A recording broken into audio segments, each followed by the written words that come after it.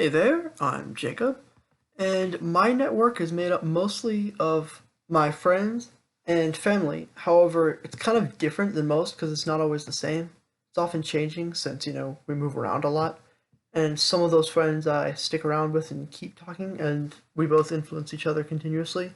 And others I only have temporary influences from, since I only know them for like a year or two, then we move on and never really see each other again.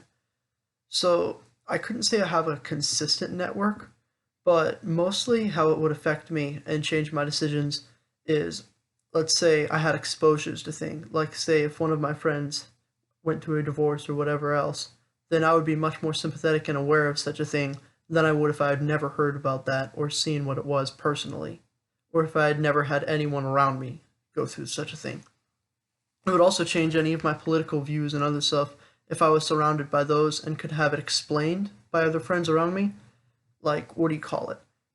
I'm a Republican and stuff, and so I've had the kind of values that we think of through that explained to me by both my parents and by those around me. Well, what do you call it? If I hadn't had that, then I might not decide what exactly I would align with right now. Same with being a Christian right now. I am because I was taught about it and because I want to be one. But I probably wouldn't have learned about it nearly as soon if I hadn't been taught about such things by those around me prior to right now. So I guess that's really all I can think of for a network and stuff. I would say that it's important because it influences, however, it can't really be the same all the time because it can constantly be changing.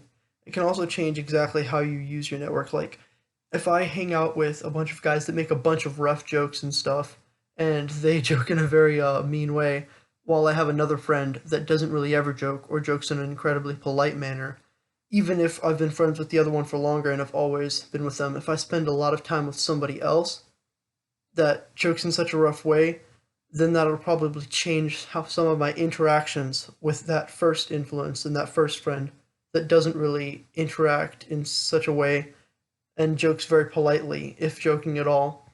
And then that will in turn change how react, and then that'll change how they react with me and how they influence me. Meaning that any influence I was getting from them that might have been rubbing off on those other friends that joke around roughly would also be changed instead.